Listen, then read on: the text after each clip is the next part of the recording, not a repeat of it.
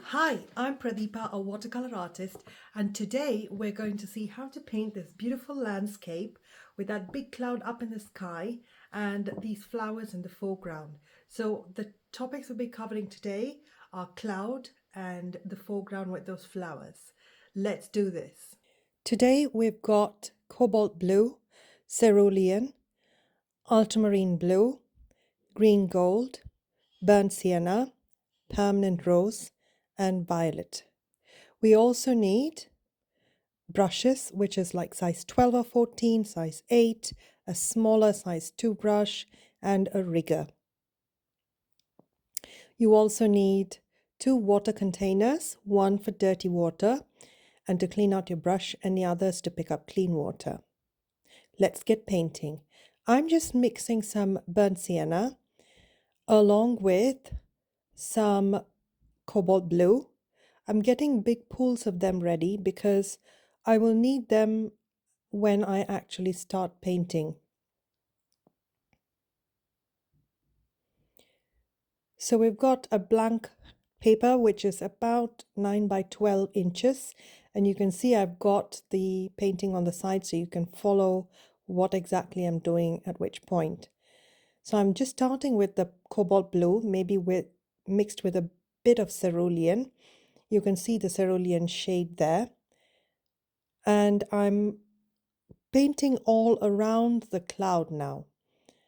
It really doesn't matter whether you go all the way up or down. What matters is that you paint around the cloud shape.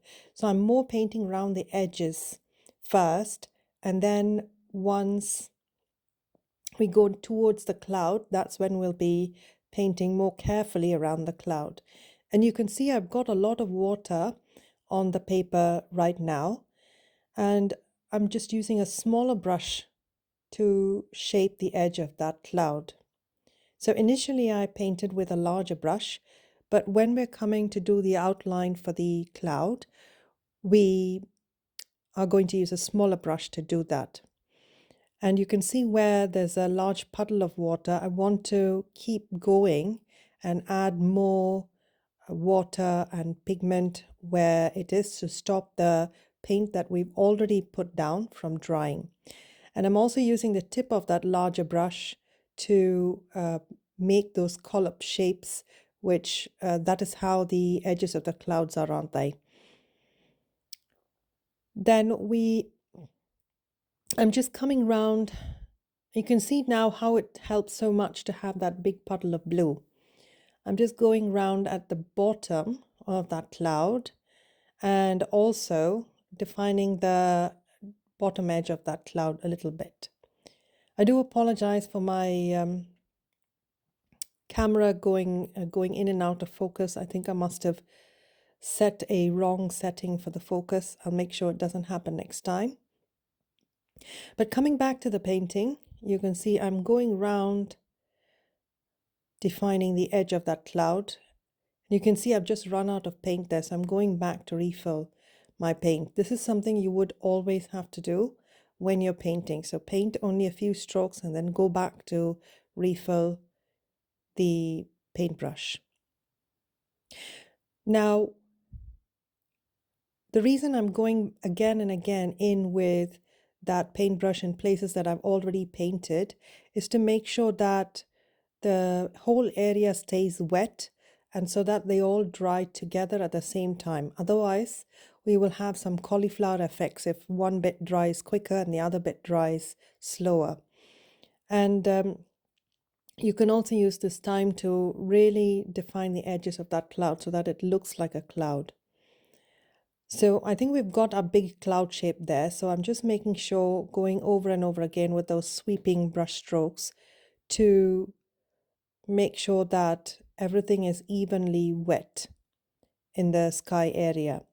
And I'm also now going in a little bit to define the bottom edge of that cloud, because it's not going to be a straight shape like that. So I'm just defining the bottom edge a little bit more and just allowing the sky to go in a little bit more so that the irregular end of the cloud becomes obvious. Now I'm just mixed a little bit of violet with that blue, and you can see it's a bit more violet-y, the color I'm putting on now.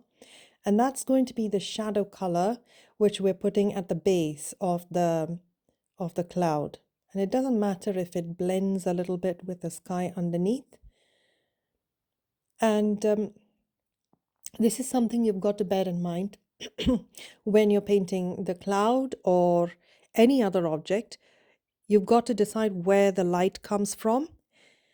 So in our case, the light is kind of coming from the left-hand side, from the top there. So all the shadows are going to be on the opposite side at the right-hand bottom. So wherever you have the lower edge or the lower side or the right-hand side, that's where we're going to be putting shadows in there. Now I'm just going and adding some very light blues to where the shadows of the clouds are. Now we're going to be building these shadows little bit by bit. I think at the end I'm almost putting in 7 to 8 layers in these kind of shadow areas that I'm just starting to paint now. So it does require a little bit of patience because it's about slowly building up the layers. The advantage of this is that when we do that, I'll literally be going round again and again when the previous layer hasn't dried. So when you drop darker paint in the second layer, it just blends into the first layer a lot better. And then it looks a lot more natural rather than you having to blend the paint every single time. So there's me, and you can see all the shadows are on the right-hand side of that segment and towards the bottom, to the right and to the bottom. So that's where so you've got to be consistent with these shadows. You can paint any cloud, any shape, as long as you're consistent with the shadows and where the lights are. So I'm just going and blending the bits that we put in at the first time. We put in the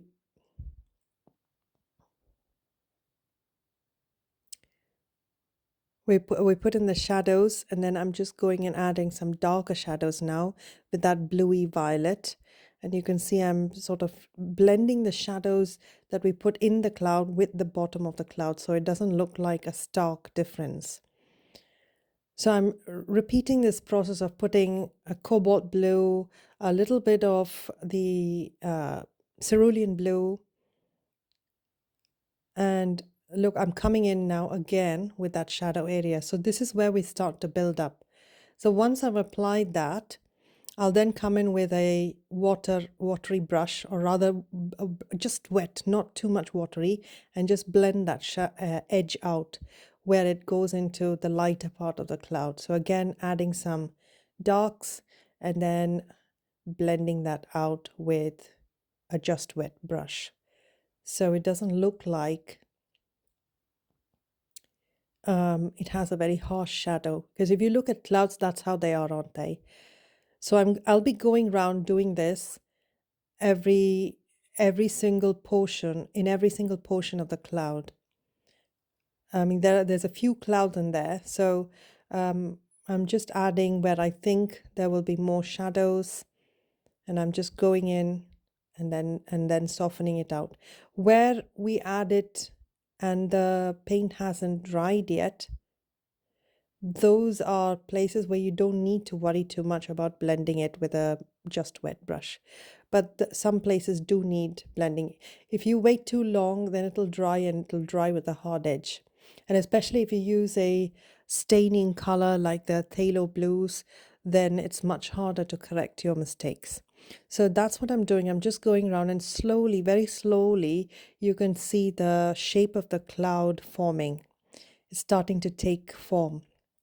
And the more you add shadows and start blending the shadows, always, I think I find that with clouds, if you have that sort of circling motion with your brush, that really helps to convey the fact that it's a cloud.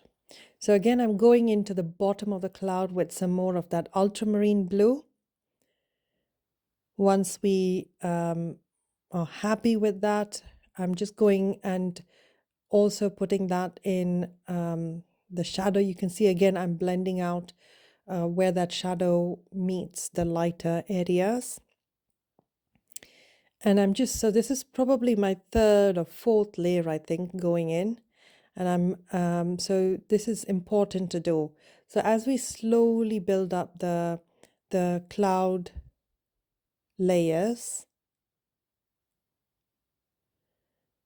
the cloud starts to look more realistic. Now, it doesn't matter if you're just painting a cloud as a, as part of a painting where it's not the main element, but where it is the main element, you do need to spend a bit of time on it. When it's not the main element, you can just paint like an impression of a cloud in just a couple of sweeping strokes and it'll be fine. But where you do want to, where it's one of the star features of the painting, then that's the time to give a little bit more time to painting that cloud.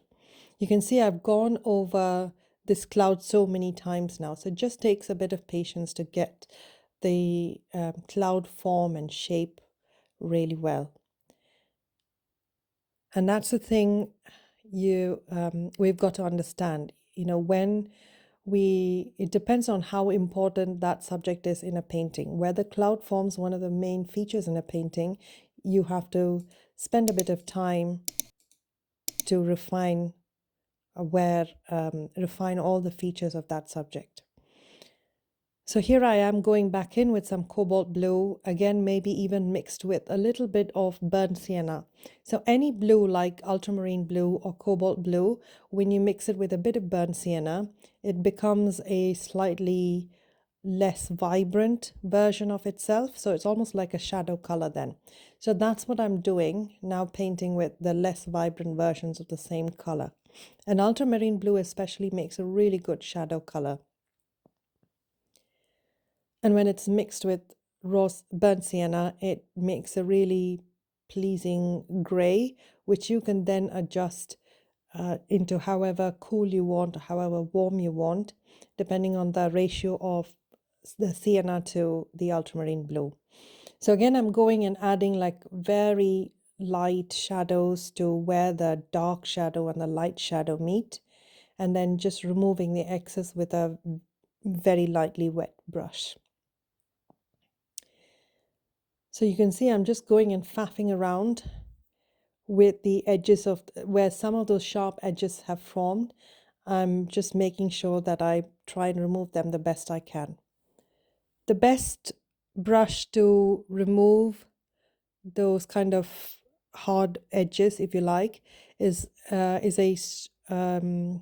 brush with a it's not a round brush, but it's a straight-edged brush, and they are quite good at scrubbing paint away when they're quite stubborn. So it's the same process again and again, where we keep going and putting in darks and then picking up the hard edges. See, that's what I'm doing again over there, just picking up that hard edges with a brush. And if you wanted a good brush, then you want that flat-edged brush for this. So, when you've really started to get into watercolor, when you're, really interested in watercolor, when you can paint with two brushes in your hand. So here I am painting with two brushes because I can't be bothered to paint and then take another brush and soften it. So here I am putting ultramarine blue into the shadows. And you can see it makes a really good shadow color. And we want to put some of those clouds that are, I guess, beyond the main cloud, so they look like they are underneath the cloud in a photo or a painting, but actually they're just behind and a bit lower on the horizon. That's all it is. So again, a bit of violet, blue, and ultramarine for that. We're going back in to make sure that we, like I said at the start, all the shadows are going to be on the right-hand side and at the bottom. So at the moment, I've got a lot of shadows at the bottom, but not that many on the right-hand side. So that's why I put in a few shadows on the right-hand side here, so that it all reads well to the eye. And I'm going in and adding some clouds at the bottom, again with that mix of ultramarine blue, cerulean, and burnt sienna. So that looks like it just pushes those clouds back a little bit more. And I'm doing the same thing for these clouds where I've painted in the clouds, and then I'm just going and softening the edges of the clouds with a just wet brush. So there we are. See, that makes it look like there's a few clouds behind the main big cloud. And would you say it's been the fourth or fifth time now that I've added the shadow there? I'm also shaping the white edge of the bit that's next to it when I'm putting the shadows in, and going and shaping the shadows here. So you've got to decide how much, how deep you want to go with these shadows. The more sunny it is, the shadows are darker and deeper. I think I'm kind of coming to the end of these shadows, because as you start painting the last bits of a subject, that's when you start adding much less. You are just working in small areas and in a concentrated way. So that's where, yeah, that's how it looks. So that's again a mixture of the ultramarine blue, of the cerulean, and a bit of burnt sienna. So that's just a bit of shadow color over there. And I think I'm fairly okay now with how the cloud looks. I just want to add some more shadows there right at the base, where it's all watercolor dries 30% lighter. Some are probably better than others. So you've always got to assess how they look when they've dried. And if you want to darken it, then that would be the time to go and do it. So I'm just going and adding some more shadows to the bottom of that cloud there. I'm very much an impressionistic painter, so I'm not going to paint a realistic looking cloud, but just painting clouds where it looks like a cloud. The eye is able to identify it like a cloud. So this is me showing you how to achieve that smooth sky. The first time I painted that sky, as you can see, there's some kind of cauliflowering effect. So I'm just going and filling the whole area again with that sort of watery blue wash. And you can see where I've left those. So I'm just tilting it to see where I've left gaps, and also to let the paint flow down. And you can see I've found that at the edges I haven't quite painted it in. So I'm doing that now. Just making sure that I've filled the whole place. I do apologize for the change in focus every now and then. I think the camera is on autofocus, so it's probably adjusting its focus when I'm bringing it up a little bit. So I'm just going into all the nooks and corners of the cloud to make sure I've got all the edges correctly. And then I'm just tilting my board and using a bit of tissue to just get the excess paint off. And I've put the tissue into the paper, so I'm just going to use a wet brush to make sure all that is just smooth. And now you can see we've ended up with a much more smoother looking sky. And now I'm using one of my favorite colors, which is green gold. If you use it too concentrated, it almost ends up looking like a dirty sort of browny green. But used in the right concentration, it looks like, sunlit, sun-kissed grass. And it's nice warm color. Now I'm mixing the same green gold with a bit of the cerulean, but that's going to produce almost like an emeraldy green. So I'm just letting it to dry a little bit while I go and fix what I think are issues with the clouds. Anyway, that's what I thought when I was painting the cloud, but I can see now that actually it looked quite okay. But sometimes you're so attached to the painting that you can't see it from an objective point of view, and it's really good to take some time to step back, especially in the middle of a painting, to see how it looks rather than, try and correct every tiny mistake in a painting. So here I am, that's exactly what I'm doing. So I think if I had just taken a step back at this point, I would have seen that it actually looks okay. But anyway, I've decided to go in and add some more of that violet-y blue into the shadows, because I think in my reference probably it was a little bit more darker, and adding some more darks to the bottom of the cloud shapes over there, and on the other clouds. Now I'm also adding that sort of emeraldy green right at the base of this patch of sunlit field or grass. But it's also good to add a little bit of red or pink into the green just to make sure it looks more earthy and natural rather than looking a bit unnatural. But I'm not going to go all the way up to the top. I'm going to leave that bit of green. Now I'm also, I think, put some of that green gold into this green because it wasn't the kind of shade I was looking for. I'm looking for a more kind of warm shadow. Now I've got a bit of salt here, and I'm just dropping a few crystals. So just be careful you don't go overboard with adding the crystals of salt, because as you can see, they are, each crystal of salt that you drop is going to make a mark on the paper. So otherwise you will end up looking like a bit of a snowstorm. So I'm just adding enough crystals for it to look like flowers. Now I'm going in and just adding some more shadows at the base of that cloud. I think the deeper the shadow, then it's going to be a much more very sunny, bright day with all those dark shadows. So I think that's what I'm doing here, saying that, the cloud has really dark shadows at the bottom where there's no sun.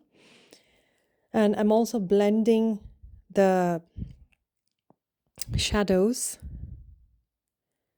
with the cloud that's just above it, so it doesn't look like there's a harsh border between the cloud and where the shadow ends. It's always good to have a sort of gently a shadow that gently changes into a darker shadow. Transitions, that's the word I'm looking for, that one that transitions into a gentle shadow. Now I'm using a bit of that violet and some of the green that's already in my brush to do the sort of mid-ground or background trees, some vegetation. You can do whatever you like there, but essentially we want a darker, cooler color there. That's what it is. And initially my plan was to go all the way to the other side, but I thought it looked quite cool just it fading out like that. And so I thought I'd add another very small area of clouds at the of trees right at that edge. And I must agree, I quite like the way it looks with that.